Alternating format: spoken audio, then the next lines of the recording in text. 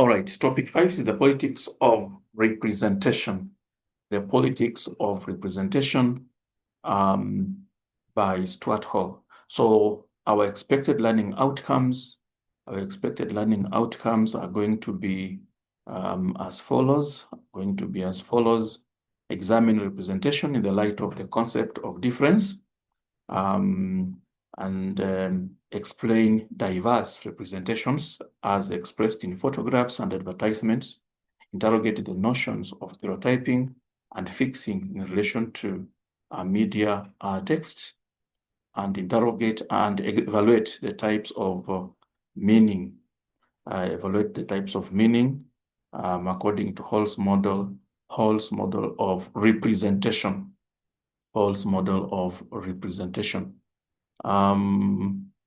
So we move on. So this is the picture of Stuart Hall. This is Stuart Hall, the father of cultural studies. And one thing about this particular research or this particular topic is that you researched on it, and even made presentations. But let's see as we go through, just see where you might not have been correct, and then you fill in. So while scholars such as Beatrice Spivak read representation as the attempt for one person to stand in for another, for instance, the intellectual speaking for the marginal group, Spivak 1988, Stuart Hall views representation in terms of texts and questions, their neutrality in expression of ideas. And so this is now what we call cross-referencing. You can see.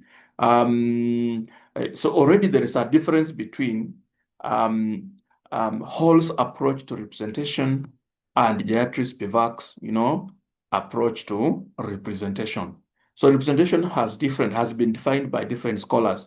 And that's why it's important as a scholar to recognize what others have done. Like this is what we call theoretical review. Yeah? Already there is another theorist who has talked about representation. That's Beatrice Spivak, 1988. She looks at representation as, and of course she asks, how can somebody claim to represent the marginal group when the marginal group is heterogeneous? Yeah. So he says it's very difficult. She says it's very difficult to speak, for others, because the others you are going to speak for are heterogeneous by nature. So Beatrice Spivak sees representation as voicing the concerns of the marginal group, or actually calls them the subaltern.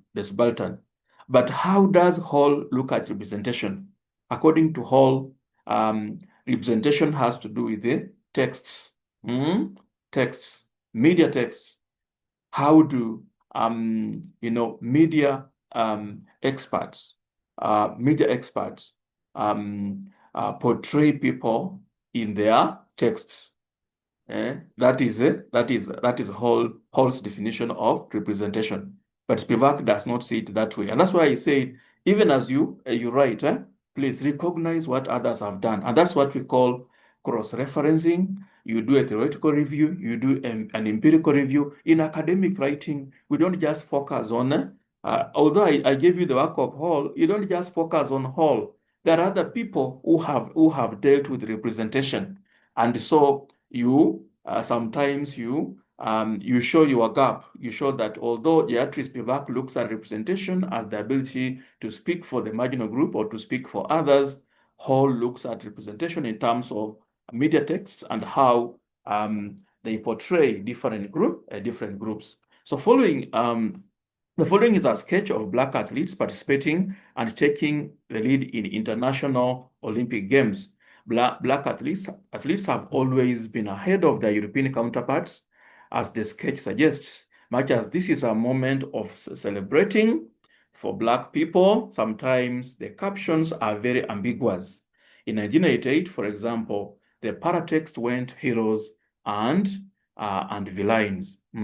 So, and even as we look at this particular picture, how come most Black people are portrayed in terms of physique but not intellectual ability. Why is it that our abilities are mostly in terms of physique? Yeah, for example, sports. But you cannot talk about blacks having invented some things in the United States. Why is it that inventions are not mentioned? Is mostly just about physique. So when it comes to physical things, even that one, it is trying to also bring out a certain a negative stereotype that mostly we are only known for physical things, bodily things. But when it comes to intellectual abilities, we leave that for other races. So that's also an element of representation in a way. So you can see black athletes, yeah, they are doing very well, beating Europeans. But the way I've just questioned, how come is basically in physical things, but not in intellectual abilities. Now, the first thing we're going to look at under the politics of representation is the gravity of difference. Sorry for the grammatical issues. The gravity of difference. Let me just change this that we don't mix the gravity of difference. The gravity of difference. Yeah. Why does difference matter? That's what we are saying. So he goes into, the question of difference and why difference matters a lot. Now, scholars actually say that difference is not the problem. The problem in our society is not difference. In postcolonial studies, difference constitutes beauty. Difference constitutes beauty. For example, when you look at the rainbow, yeah, the rainbow is beautiful because of difference. Because those colors are different, that is why the rainbow is beautiful. But the problem is the attitude of society. The attitude of society or humanity, does not necessarily like difference. In fact, there's a scholar called Levi-Strauss. Levi-Strauss. We will come to that. Levi-Strauss. He argues that, society has a certain dislike for difference. When they see someone who is not like themselves, they don't like that person.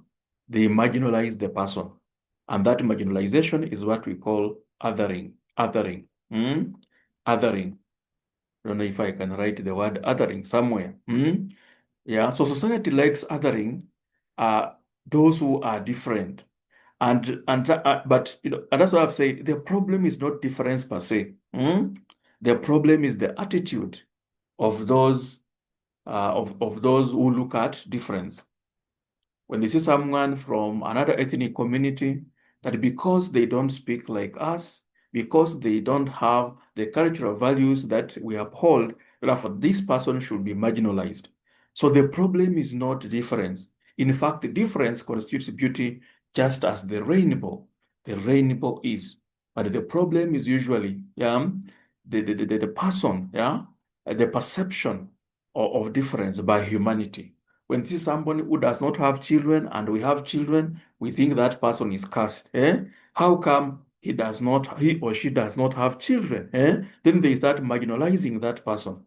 So othering is marginalization of difference, stigmatization of difference. Yeah, there's a person called Stazak. So you can see, I'm already referring to Levi-Strauss. I'm referring to Stazak. I've talked about Gayatri Spivak. You see, and yet I'm talking about Stuart Hall. So in academic writing, please, don't just stick to that one source. Always prove that you are well read, and the more you read, the more you will create new knowledge, and that is called that one is called theoretical review.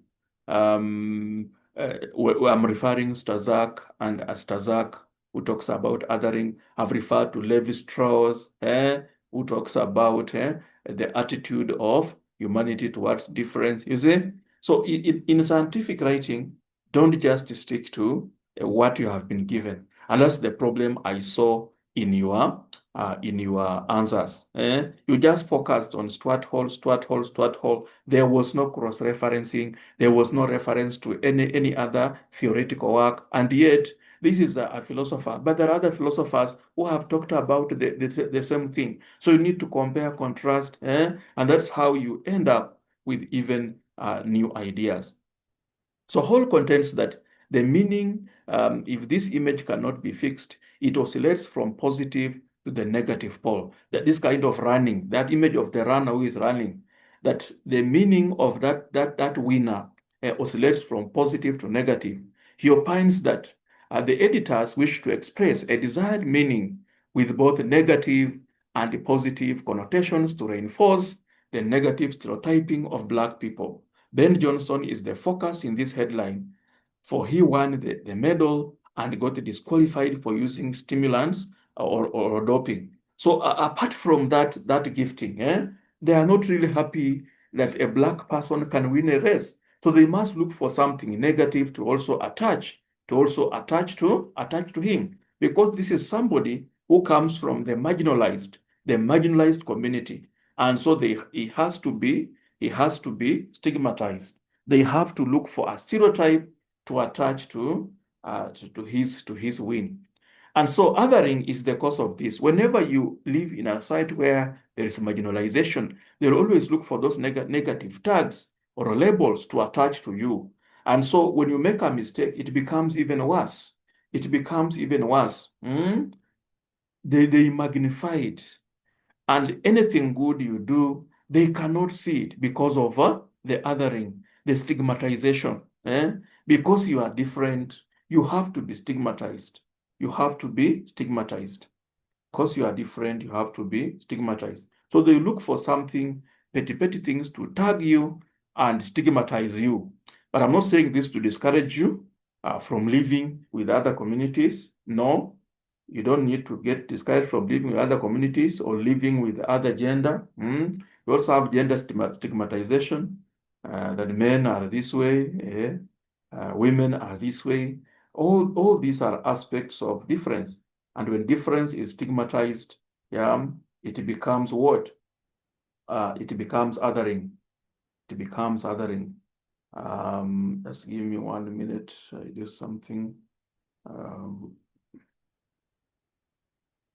Yeah. So despite the physical prowess, Hall observes that whites still perceive blacks as natural losers. That they are natural losers despite of the physical prowess. He concludes that meaning is possible in the combination, and the image, in the combination of the image and captions. And that's the discourse of photography. That when you are looking at photographs, also look at the captions. Don't just look at the photographs alone. Also look at the captions. Because in this example, look at, of course, the blacks are winning the race in the picture. But when you look at the captions, there is heroes and villains. So don't just use the photograph alone. Also look at the captions. And that's what Hall refers to as the discourse of photography. You must combine the image and the paratext, to get meaning,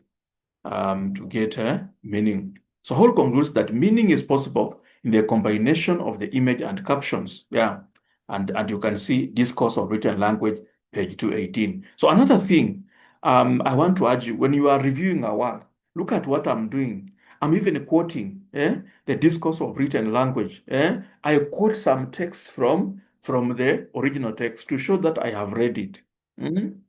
To show that I have read it. That's why I'm quoting some of these phrases. It is very evident. I've been quoting the page where I have gotten that information. When I compare to what you are writing, most of you are not quoting anything. You are just writing clean sentences. And that's how we know this person has not read. Please, quote a few, show us the pages, and explain. Of course, paraphrasing is important, but prove to us that you have read the text. I want you to learn this. In academic writing, in your research, you will be quoting what the what the sources say. When you go to the field, you interview people, you'll be quoting what the interviewees have said. You see? Yeah, you'll be quoting. So in research, we don't just want you to don't write a composition to us. Prove to us that you have read. As I do this, I'm also referring. That's why assessment is important. When we assess, we want to improve. When we assess you, we want you to improve. So please, when in your writing, please, don't just write statements. Don't just write blank statements. Sometimes quote, give us the page, show us, prove to us that you have read the text. Then cross-reference, as I said, is important for you to do cross-referencing. Ensure that you cross-reference. Ensure you cross-reference. Um, Ensure you cross-reference to prove to us that you have also done some theoretical review. Just give me 1 minute.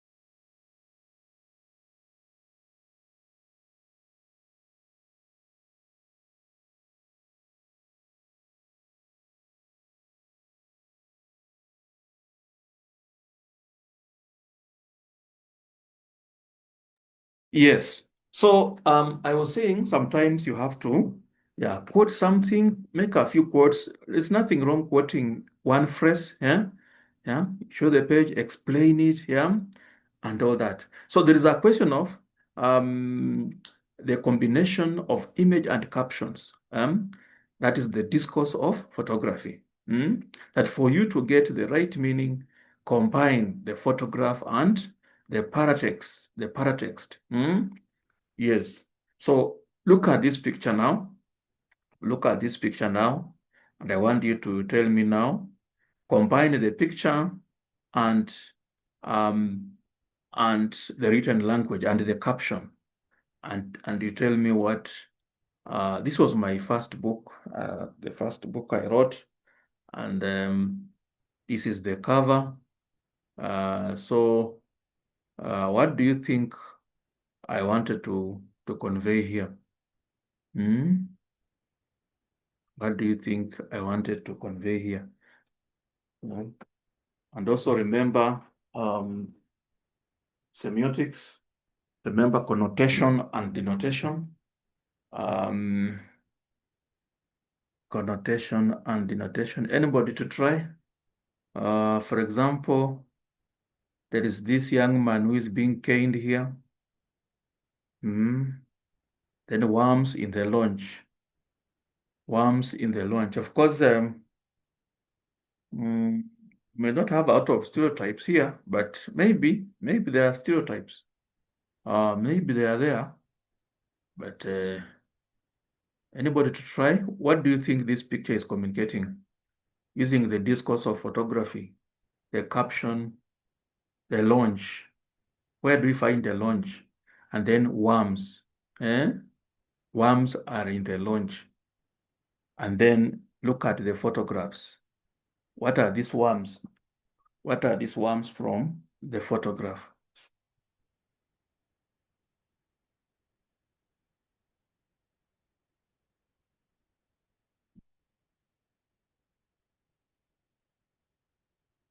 Anybody to try?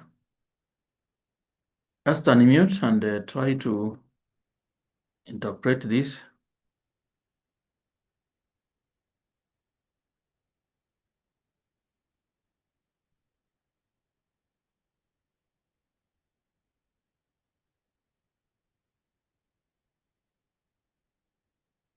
Any volunteer? Just make an attempt.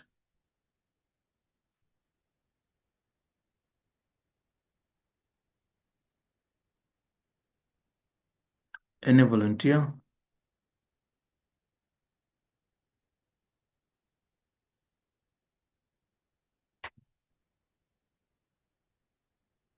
The discourse of photography. and the discourse of written language.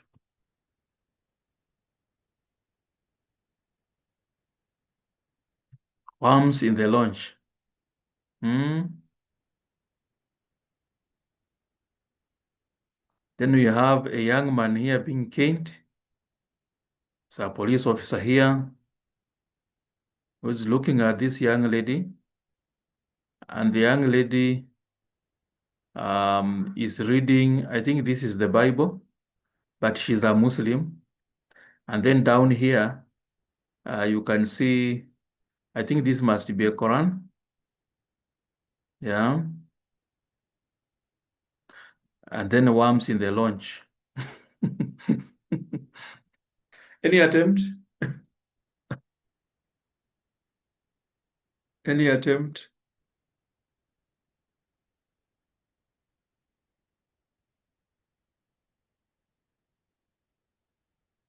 Leah?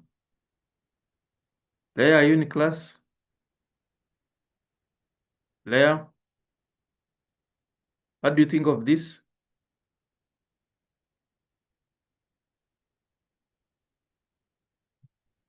Leah, are you able to unmute? Leah Omboy, are you with us?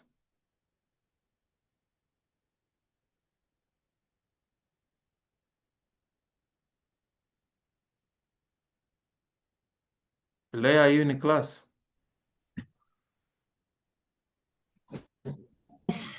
I'm class. Are you there?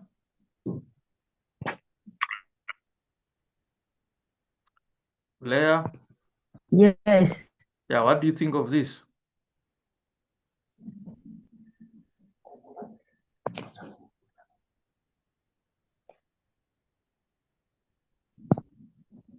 Is there a relationship between the captions and the pictures?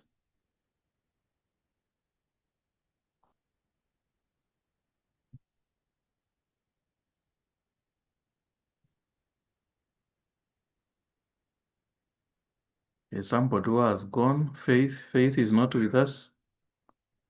She was among the first to log in. Eugenia? Let me try to attempt this, but I'm not sure. Yes. I think the cover exemplifies rebellion,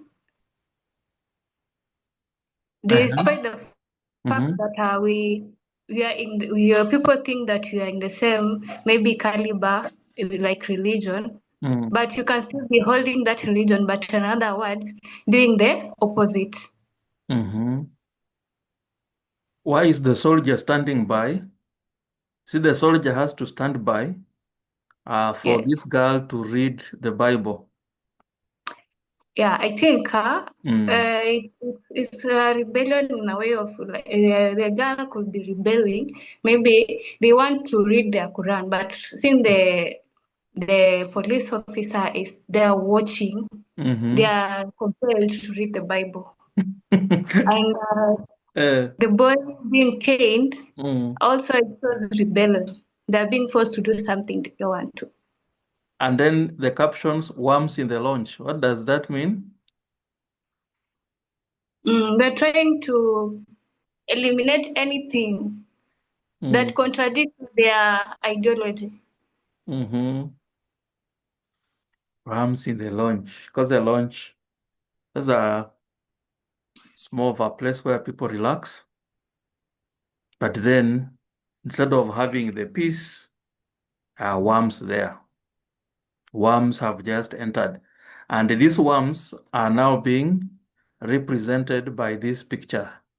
And Eugenia, the police, basically, they're supposed to help maintain law and order, they also try to help the executive to uphold the constitution and the law. And so it's not necessarily that the police are forcing. That's why I disagree with you. The policeman is not really forcing, but there are worms in this society which actually affect which affect individual rights and freedoms. Yes, individual rights and freedoms. So anytime you do something, there must be a connection. So Eugenia, where you went wrong is the way you related the police officer with the force. Is not supposed to force. There are some things missing. Policemen will only come in to arrest those who have broken the law. So the illegalities are the worms. Now, what are these illegalities? What are these illegalities? Okay, Virginia, that is a fair trial. Any other person?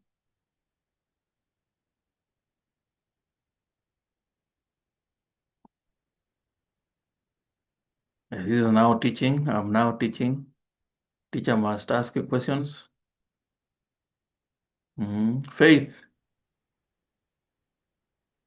What is the relationship between the captions and the image? What are these illegalities? Which illegalities are being represented by this young man being caned?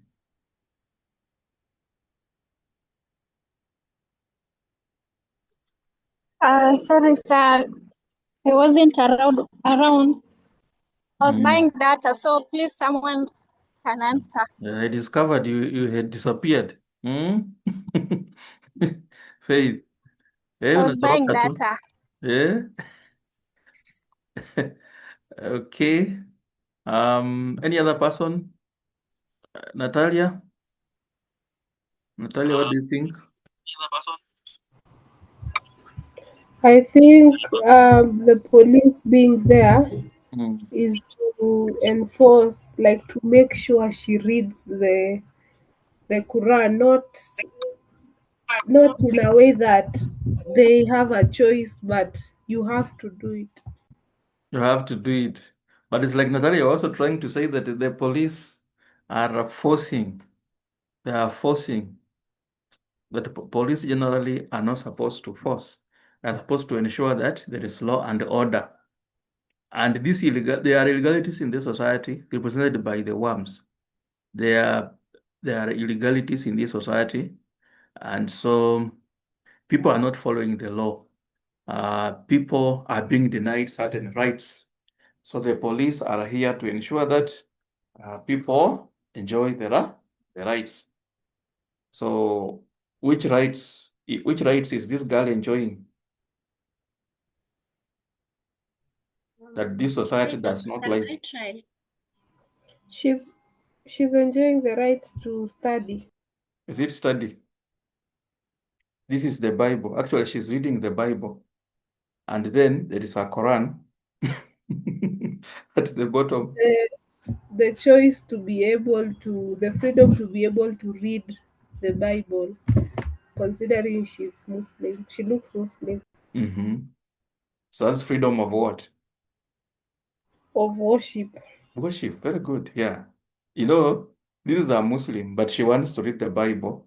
But for her to read it, the police must ensure that means the society does not allow her. You see? The society does not allow her. So the police must ensure that right is enjoyed. Okay, that's good, Natalia. What about this young man being caned? Which right is the child, or which illegality is being committed?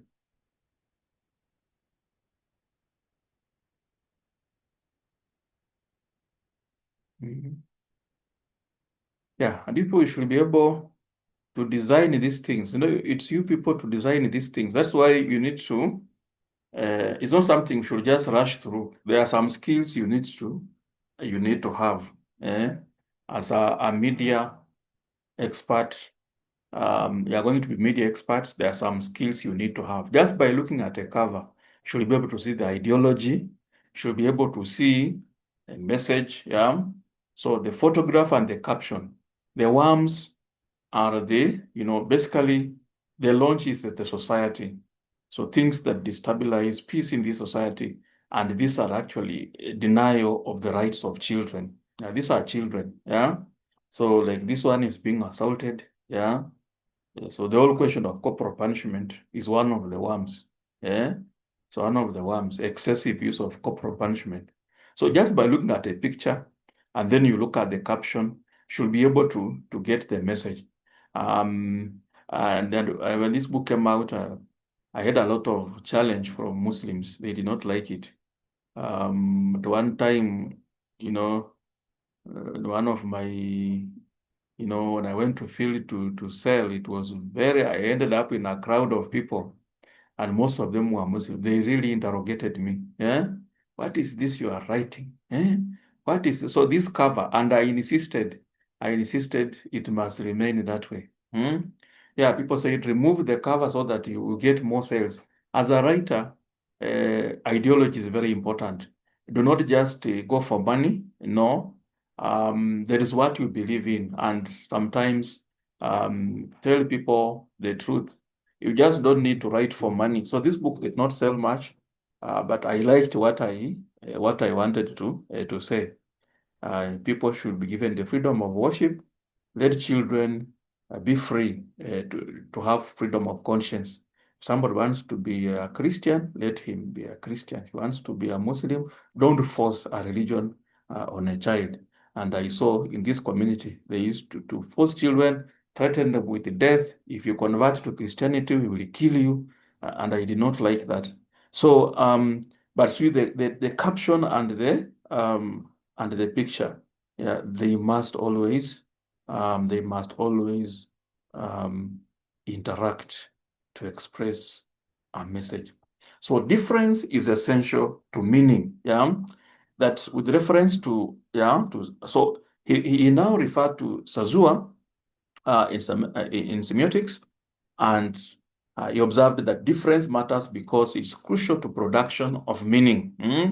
Yeah, that we can understand blackness well when we contrast it with whiteness. That's why humanity likes a difference. That for us to understand beauty, we must juxtapose it with ugliness. If you see something ugly, you will now see what beauty means.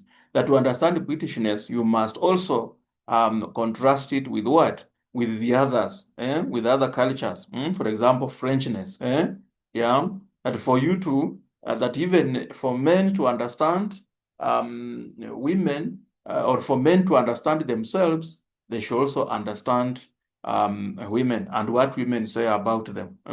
And for you to understand yourself as a man, or for you to understand yourself as a lady, know what men, how men are, and what they say about women.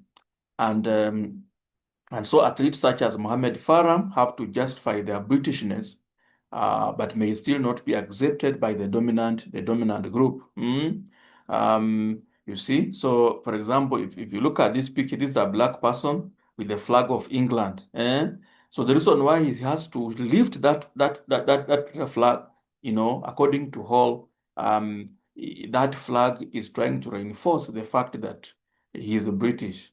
But because Britishness is mostly associated with whiteness. So for you to be accepted, as a black person in Britain, you must really try to justify yourself. You have to justify yourself. But can Britishness be associated with blackness? Yeah. So the flag has to be used to reinforce Farah's Britishness, as it is mostly associated with whiteness. Britishness is associated with whiteness. Hall cites the example of British magazine Widen, who were fined in 1995, page 22-26, for publishing articles that express doubt in the loyalty of black athletes despite their wins in Britain. And even if they win, how can they really be identified with the Britishness? Because they are black. So these fellas could not still believe that these black people could be loyal to the British sovereign, because of their race. So Hall contends that albeit binaries contribute to comprehension of diversity in meaning, they are crude and reductionist.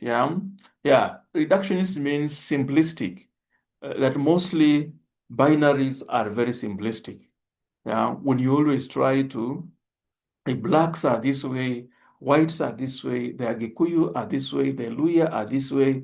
People say, oh, the Luya are watchmen. So the fact that you saw one or two Luya watchmen, it doesn't mean all Luya are like that. So it becomes very simplistic and very, very myopic indeed. So because even in black and white photography, there is no pristine blackness and whiteness. When you look at photography, there is no perfect blackness or perfect whiteness, but only shades of gray. So Hall adds that there is no pure masculinity and femininity.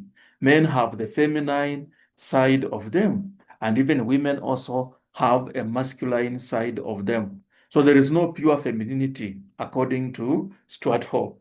Neither do we have pure masculinity. Huwezi ukasema ati mimi ni Mluya pure. How can you be a pure Luya and yet you eat chapati? You like chapati, which comes from India. Maize, I think maize came from Mexico. If you are a pure Luo, why are you eating maize? And yet maize comes from Mexico. If you are a pure Kikuyu, why are you eating what? Why are you eating chapati from India? There's nothing like that. So all of us, at least we have an aspect from another culture. There is nothing like being an essentialist group, that you are a purely essentialist, and yet you twang in English, you speak English that is very, very almost standard English or with the Queen's accent. How can you really say you are a pure African? So Paul actually questions that. Then representation of sexual and sexual stereotyping. Sometimes stereotyping is evident when audiences focus on the vital areas of Black sportsmen and women. They focus so much on the sexual lives of others. Like even in Kenya, you find some people saying, those ones, their ladies are like this, their men are very libidinous, or their ladies are very libidinous. Now, those stereotypes, it's just ethnic, it's called ethnic othering, This ethnic othering, A lady is just a lady, a man is just a man. Hii mambo ya kuambia ati the men from another tribe sijui they are what is not true. It reminds me a play called Othello. In Othello, the Moor who is Othello is portrayed as being very libidinous and extremely romantic, and it's just an element of sexual stereotyping. And that is what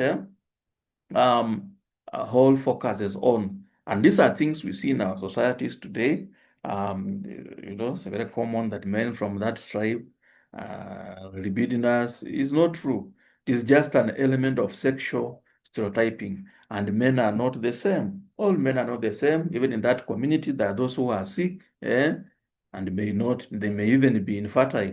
So these generalizations that men from that community are better, women from that community are sexy, it is just sexual stereotyping. And there's an element of hypersexualization.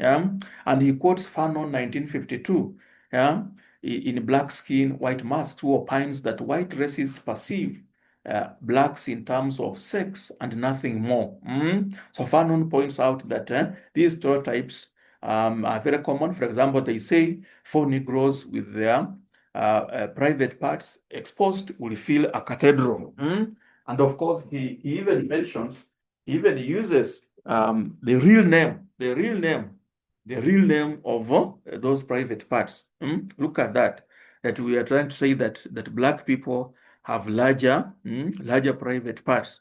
So Fanon contends that these stereotypes contribute to fixation of the Black race at the genitals. That the Black race is fixated at the genitals. And they're trying to say that there is nothing else we know apart from sex. That's the only thing we know. When people are inventing and developing their societies, the only thing Black people know is sex. That's what they mean. So the white audiences focus on Christian's sex organs, that athlete, and insist that he wears tight pants to show the size of his private parts. Yeah, so and I did not have told you, these are things we see. They say, oh, that community, oh, you talk about the size of their genitals, and these are things that we people at our level of education, we should stand above. They are petty, trivial, and they are very simplistic. Yeah. So Hall opines that the British tabloid press focuses on the size of Christie's lunch boxes, and you know what I'm talking about, euphemism for genitals, after he's winning a gold medal for Britain. Imagine, this is somebody who has performed exceptionally well and won a prize for the British crown, for the British nation. But the only thing they can see is the size of his private parts. The size of his private parts. So hypersexualization is part of sexual stereotyping, and we need to get out of it. Look at the picture. Yeah, that when American women from other races, when they perform very well in sports, this is how they are portrayed. This is how they are portrayed. Maybe from this picture, what are they trying to say? What are they trying to say from this picture? That American women from other races are what? One person? One person? What are they trying to say? What are they trying to say? What are they trying to say here?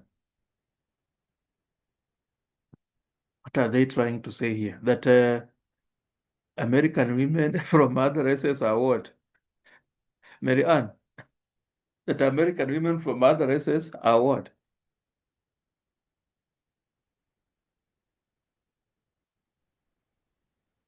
Yes, Doc.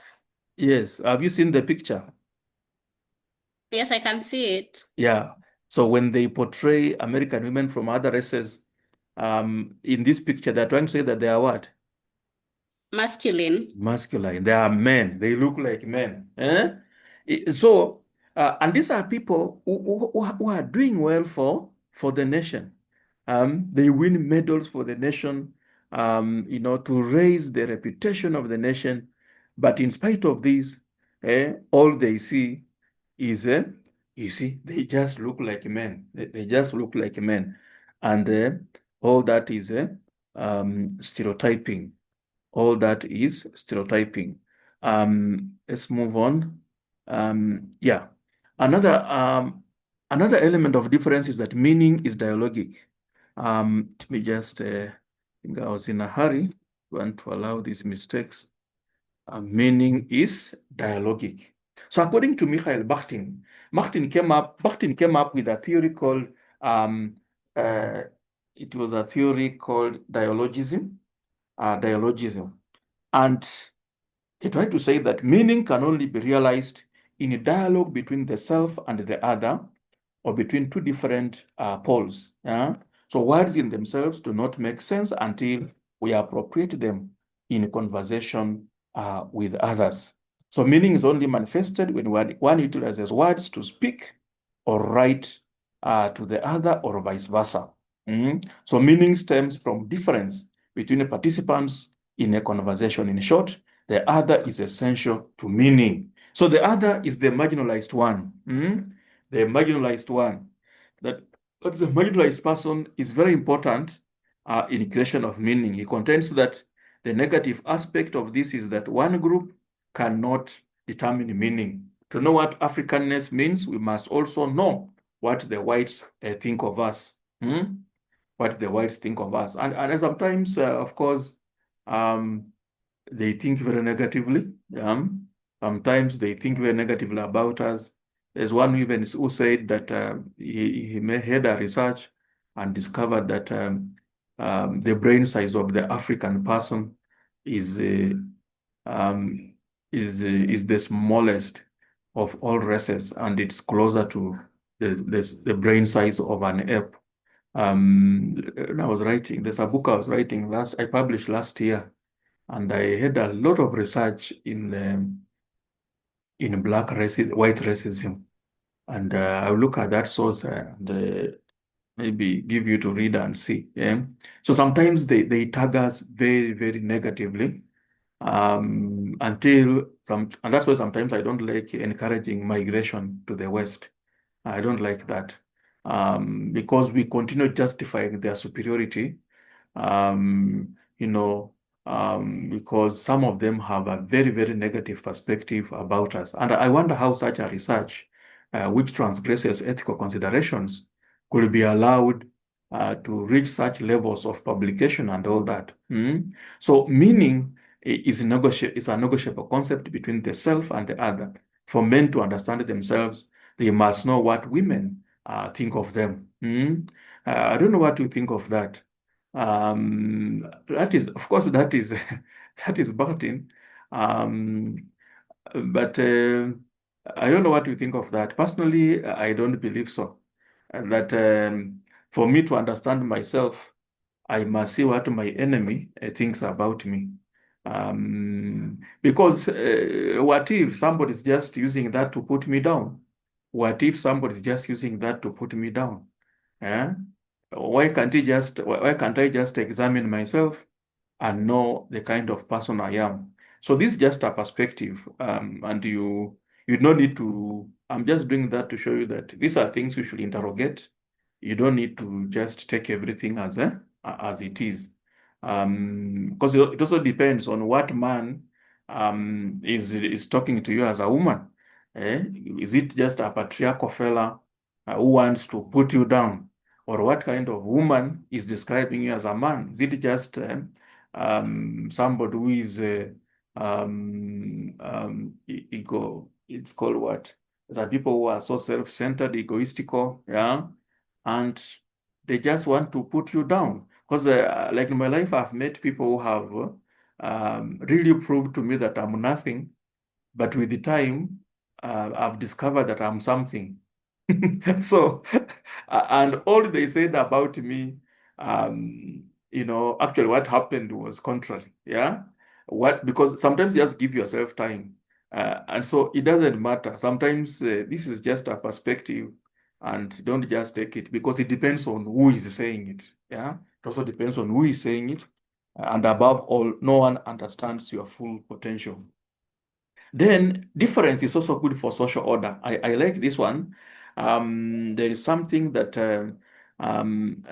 Du Gayetal says that humanity establishes binaries to classify things for the sake of social order. Such organization, based on difference, enables things to be clear. So human beings want things to be clear. We like putting ourselves in certain categories. Nikiona even in Kenya, unaona, these are Bantus, and then these are Nilotes, because of this, and then these are River Lake Nilotes. These are mountain Bantus, these are coastal Bantus. We learn, we want to be organized and all that. So, citing Levi Strauss, 1970, Hall expounds that even the foods are classified into vegetables and the fruit starters and desserts for the sake of order. So, because of order, we like classifying ourselves. So, he also cites Mary Douglas and says that any form of ambiguity disturbs moral order. So society does not want anything that disturbs moral order. Metals such as mercury that are both metal and liquid are a nuisance. So there is nothing like in between. There's nothing like in between. They want that if you are a solid, then you should be a solid. If you are liquid, then you should be a liquid. So in the same vein, mulattoes, who are neither black nor white, they distort social order. They distort, so they don't like mulattoes or half castes, at hybrids. Unakuaje? Ati baba yako sijui ni Wanyanza, mama anatoka Central. Now where are you? And then jina, unaona. So they don't like that. Humanity does not like that. And Levi Strauss really theorized about that. And society does not like such people. That in between spaces. So hybrid spaces or in betweenness are disruptions. So boundaries are required to maintain stability of cultures. So soap in the bathroom is all right, but soap in the bedroom is out of place, is matter out of place. I don't know. I don't know what you think of this. Maybe before I continue, let me just have your comment, of your comment here. that soap in the bedroom is what? Is matter out of place. But soap in the bathroom, that is all right. And that's why you can see people being removed. They use the word remove when they are actually deporting you from US, from United States. They are saying immigrants are doing what? They're interfering with our culture. Because when you go there with your culture, you are different. You don't know how to eat as they eat. One time I was in a hotel in Mandera, and then I was eating food with my left and right hand. Then an old man shouted at me and said, Kafir wewe, you are kafir. I said, what's the problem? But don't use your left hand. He shouted at me, don't use your left hand. That is wrong. When you eat, use the right hand. So I wondered what he was saying. Yeah. Then later I discovered what he meant. Among the Muslims, they use the left when they are in the toilet. They use the left to wash. Yeah. Them, they don't use tissue paper, So when they go to the toilet, they use the left hand to wash. So because of that, when they are eating, they don't use the left hand. They must use the right. Now, me as a Christian, being in that culture, I was distorting order. Because now I'm using the left hand to eat, and I'm therefore a bad example even to the children around there. You see? And again, being in the middle, they don't want you to be the middle. They don't want you to be the middle. Because again, being in the middle, like in Emula 2, basically, I think according to Homi Baba says that a hybrid is in fact an exhibit of moral depravity of that community. Watu kama Obama, is that just the evidence of is trying to show that one of their girls was immoral. That is why she went and cohabited with a black man. Unaona? So they even hate Milatus much because they destroy the purity of the dominant group. Yeah, the purity of the dominant, because they claim purity and stability. You have to be white. Like now, Republicans in the US, they really believe in the purity of the essential group. And so matter out of place is swept and disposed. You see? So when you come from this place and you join some of those dominant groups, you are actually matter out of place. And especially if you engage in social relationships or romantic relationships with the dominant group, you will be swept and disposed, which accounts for the removal of immigrants in the Western nations. Maybe before I continue, let me just give you just 1 minute, one person to comment. What do you think of that? What do you think of that particular theory? Is it how it's happening again? What is happening again? Ona inapotea. What do you think of that? One person to comment just in 2 minutes before I continue. Tell me the merits and demerits of that. What are the merits of that, of social order? It is two we classify things, isn't it? But should we extend that to people 100%? Who has not spoken? Should we relate that to people 100%? Sarah, can you say something? Sarah, you have not said anything.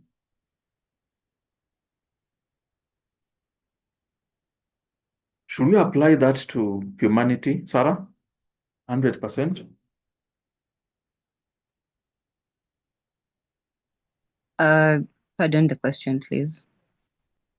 Yes, I just want to hear your comment on social order. That matter out of place should be removed and disposed. There is no in-betweenness. That you are either black or white. So if it's in Africa, black people should live in Africa. Why should you go and live in the West and then you get married to a white person? Come back to Kenya. If you are born in Central, you should stick to Central Province, and all your relationships, all your serious friends should be from Central Kenya. You don't need to to have friends from other parts of Kenya, from coast, western, or wherever. And worse, when you intermarry, intermarriage is not allowed because, according to these people, it distorts that social order. You'll have children who are mixed. Sasa mtoto ana jina ya Kikamba na Kikuyu, ana jina ya Kikuyu na another community. So that distorts social order. And that is matter out of place. Wanasema sasa, for example, having soap in the bathroom is all right, but soap in the bedroom should be swept and disposed. Unaona? So that means, like now, if you marry from another community, you are wrong, or another race, and you are the fellows. Like in the 1940s, they used to arrest people in America who had relationships across races, and people would go in and up to 9 years in prison just for having a relationship with a white person. There's a novel called Native Son. If I get time, I will give you, you read. Naone. Sarah, what do you think of that? I think social order is a primitive. It's primitive if you ask me, because what happens to the freedom of choice that we have as humans? What happens to decision making? I feel like it doesn't make sense. It's limited if you think about it broadly, because something like love is not something that you choose. It just comes along. So if a black person just happens to love a white person or the vice versa, what happens? They shouldn't be together because matter and social order dictates otherwise. So I think it's primitive, and there should be an in between. Yeah. Yes, thank you, Sarah. Yeah. Yeah, because and that's why Hall talks about stereotyping is crude. Sometimes it's crude and simplistic. Back there, he talks about crudity. Yeah, we know order is there, but there are some things you cannot impose. Sarah talks about freedom of choice, and then sometimes the way people are not the same. People are not the same. So you don't just use stereotypes and say this community is this way or this race is this way, and so you should not even associate with them. And also, like in the United States, some people, they always have reservations with the Republicans because sometimes they also go to the extremes. We know order is there, but we also need to even this issue of in-betweenness, there is no in-betweenness, just as Hall says back there, there is no purity. There is nothing like I'm a pure white. How can you be pure white and sometimes the food you eat comes from another culture? Yeah, like personally, how can I say I'm a pure African and yet for the last let's say since 2005 I've been teaching English. Yeah, I've been teaching English since 2005. I've been a Christian since I was 15 years. Surely, how can I say I'm a pure African? You see, so this question of purity or essentialism, yeah, essentialism.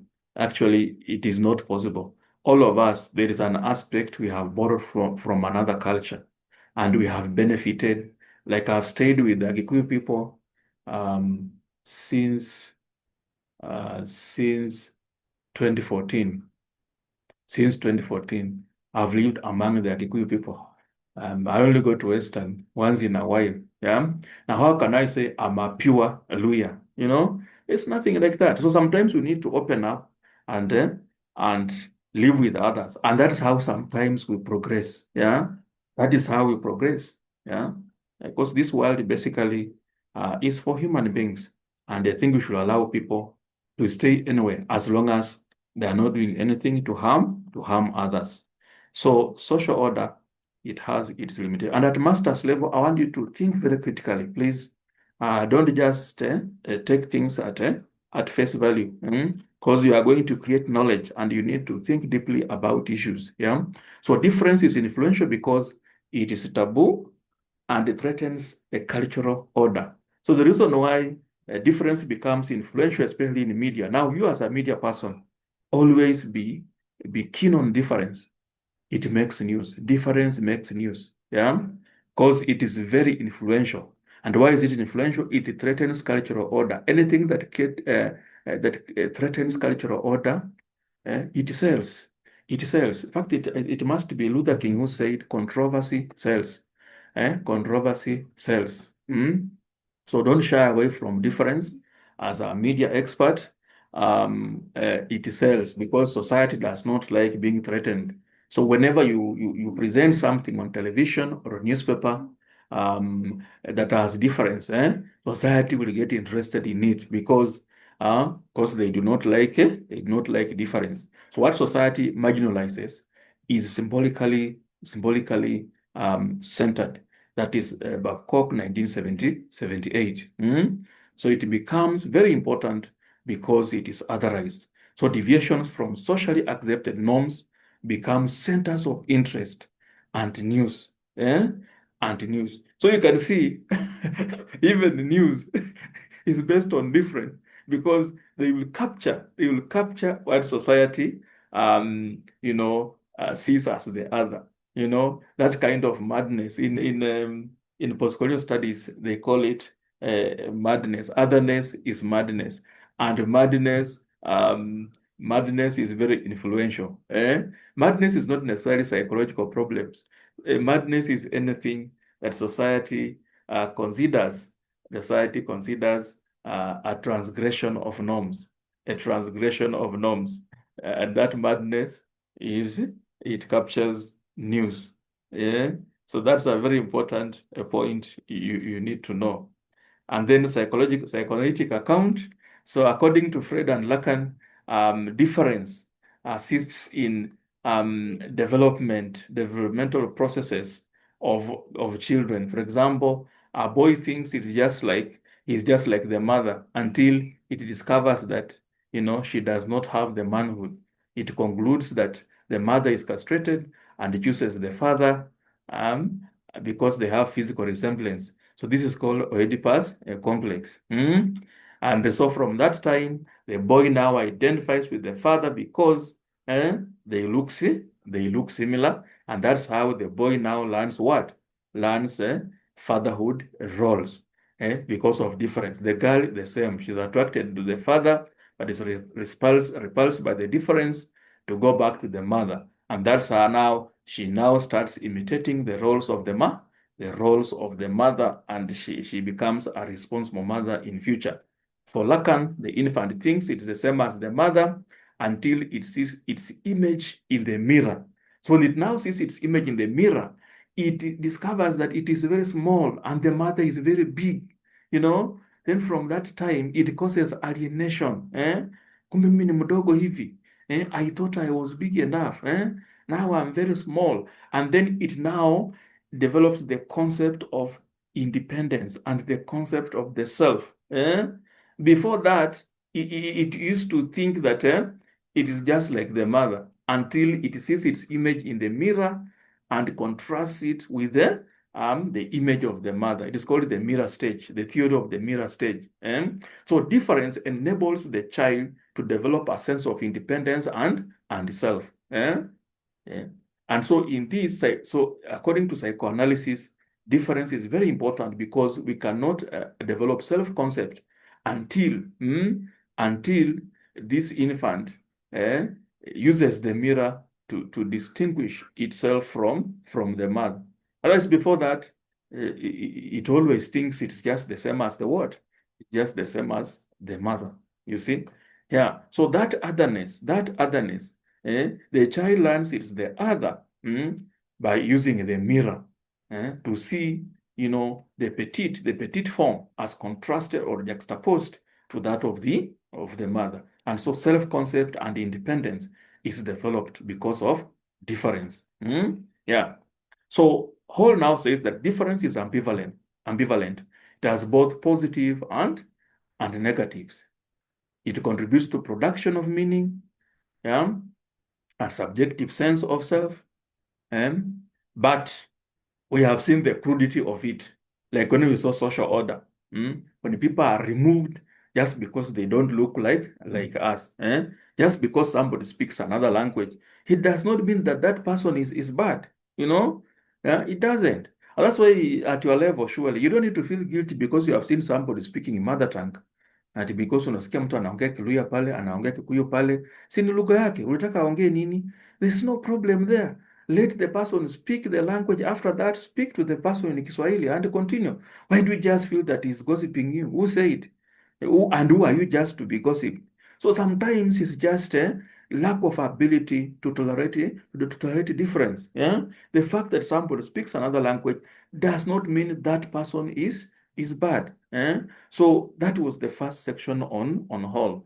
Hall also talks about encoding and decoding.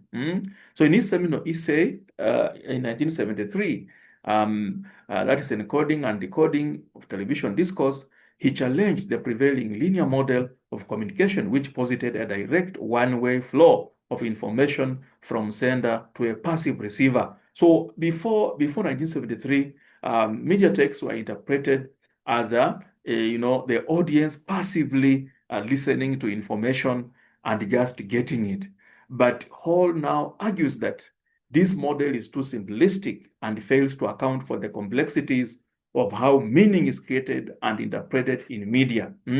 That the audience is not necessarily a passive listener to information, but the audience will receive information according to their different abilities to interpret. Yeah. So he proposed a dynamic and politically charged process in which media messages are encoded by producers and then decoded by audiences. So there is a way the producer will encode a media message with a certain meaning, and he or she wants the audience to get a certain meaning. But during the decoding, yeah, the audience interprets it in different ways. Yeah, the audience will interpret it in different ways. So Hall was careful to note that while the encoding process sets the parameters for interpretation, it does not guarantee a specific outcome. That you, as a media producer, don't just think that the audience will interpret it the way you encoded it. No. Yeah. So during the decoding phase, the audience actively interprets the encoded message. Yeah. So the audience is not passive. The audience is active. The audience is active. Yeah. And I think Hall here, I agree with him because sometimes when I even watch, I like watching media so much. And when I watch even some videos, I just know this is a propaganda. I'm just able to know this is a Ukraine propaganda. This is Russian. Like when most of the media I watch in YouTube, I think because YouTube comes from the West, you cannot share even one video trying to talk about Russia performing well on the field, on the battlefield. You only see out of the 10 videos I watch, it is Ukraine doing well in the field. And you're just able to know this is a propaganda video. So this process is not passive absorption, but a critical engagement shaped by the receiver's own frameworks of knowledge.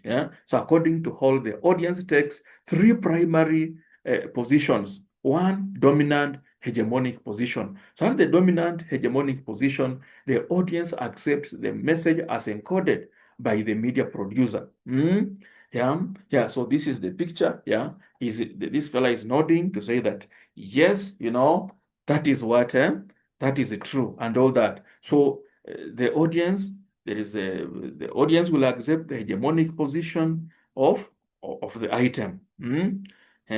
But then number two, we have the negotiated position. Yeah. So this is the most common reading position where the audience largely accepts the dominant message, but also modifies it to fit their own lived experiences and local context.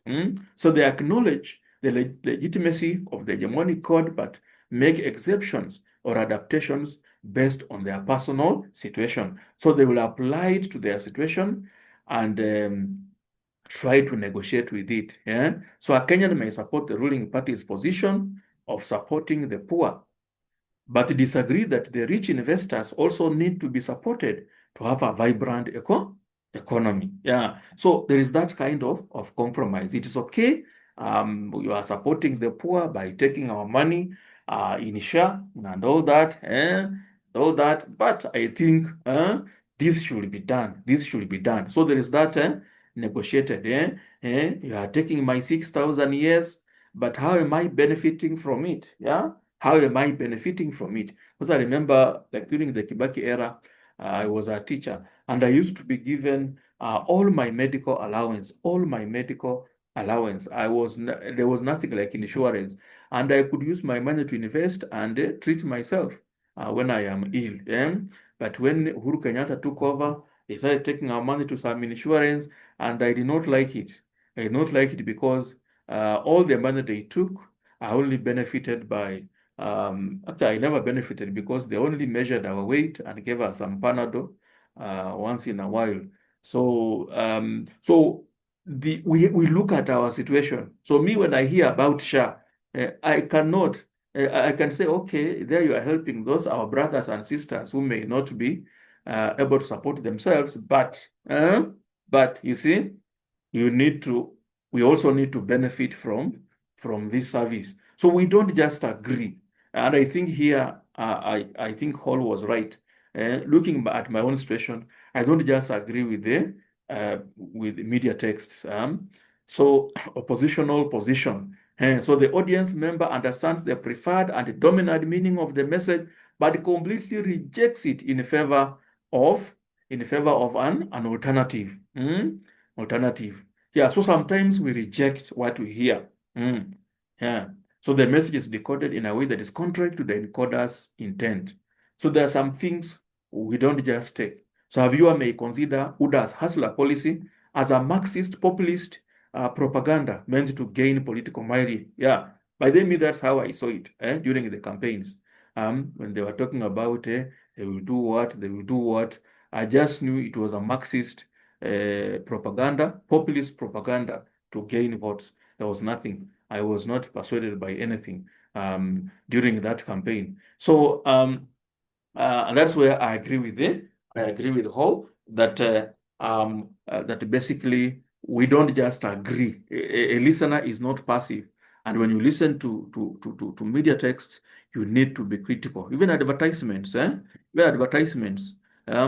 be critical. You don't just take it. So what is the relevance? Relevance, for example, difference. So Hall suggests that media texts are sites where the process of classification and othering takes place.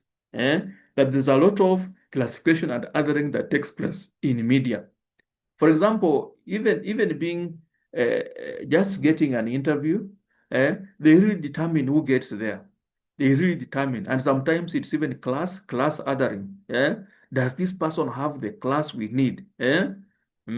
Can he give us the viewership? Because it's about your class and position. If you just wear in a funny way, media cannot give you a platform.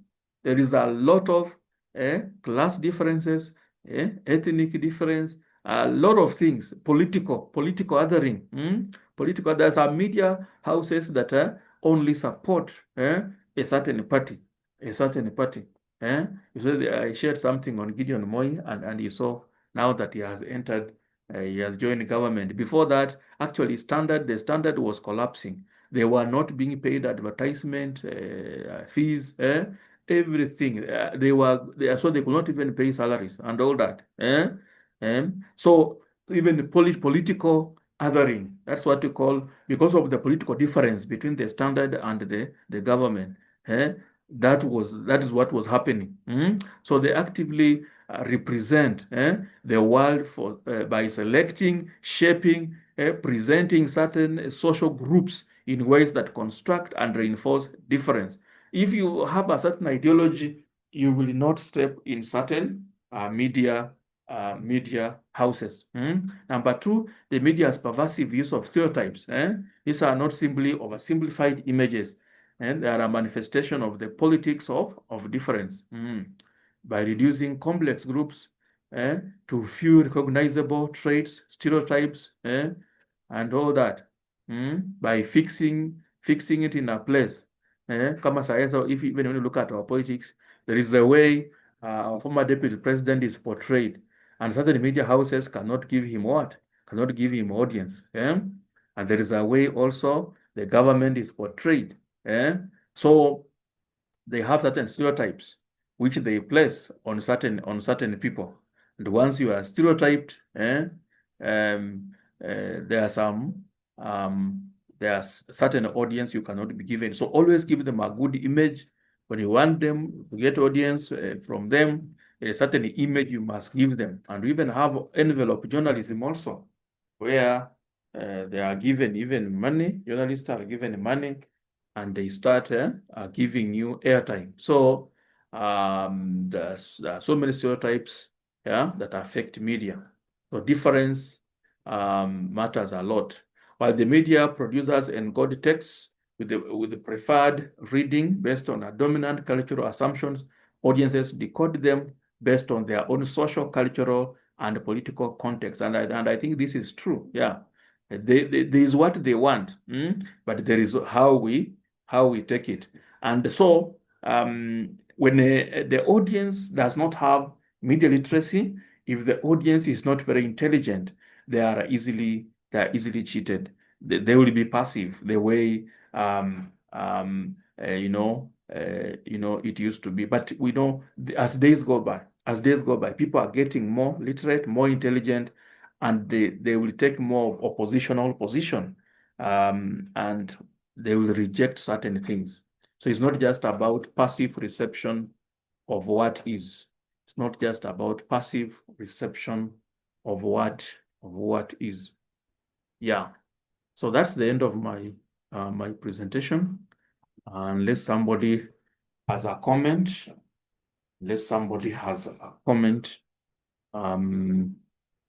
that is the end of my presentation. Anybody with a question or comment?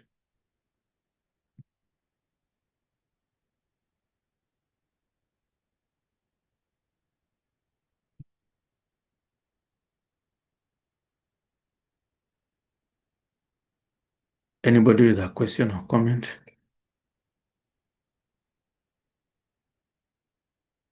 So if I may ask, anybody who has seen my comments on on activity 5? Because people are telling me they have not seen any comments. Are they hidden from you?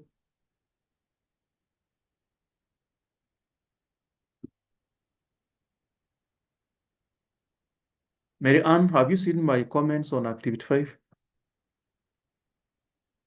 No, I have not seen them. Did you not, check? I think we are not able to see comments. I think they are hidden from you. I will go and think I should do something. I should check on the settings so that you see I've graded and given comments to each one of you. So you cannot even see the marks. I was not sure those were, I thought that was generally marks for session 1. It was not specific. For session 1. How many marks? How many marks? Did you see a lot of marks, like maybe above 20, above 10? Actually 30. No, that is not for, because your activity was out of 10. Yeah, then there's a problem. Yeah, there's something. I think I'll go and check and see. Okay. Otherwise, let's continue doing the activities. But eventually, I will select 4. So that was 1. I'll select 3 more, so that your card should be out of 40. Your exam is out of 60, I think. Is it out of 60? The exam is supposed to be out of 60, but I'll confirm in the next lesson. Should be out of 60. I'll confirm. I will tell you in the group, the WhatsApp group. The exam is face to face. The exam is face to face. Yeah. So let's continue with the activities. I will select. I will not allow No, I cannot have all in UC 104, they are taking all activities. They are grading all activities. I won't do that.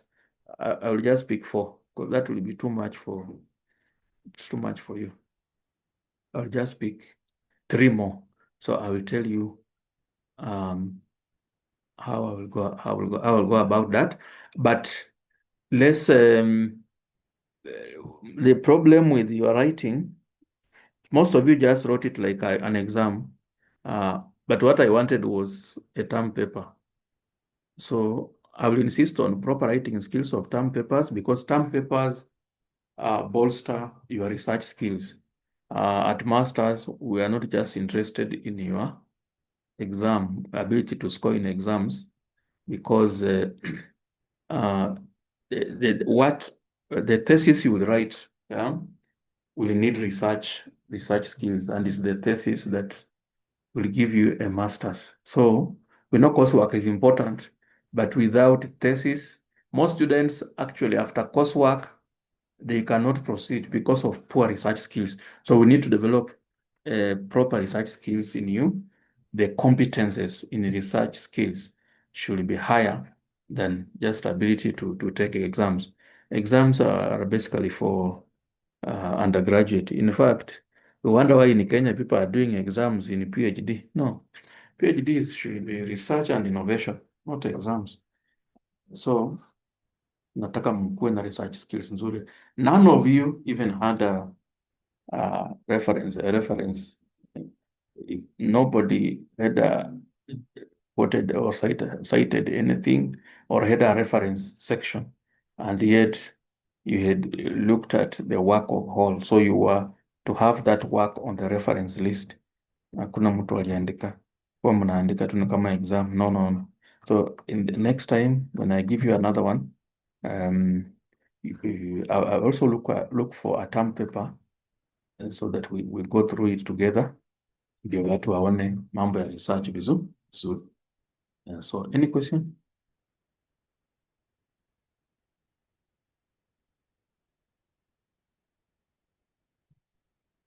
If you have no question, I wish to stop there. So have a great evening and let's continue doing the activities.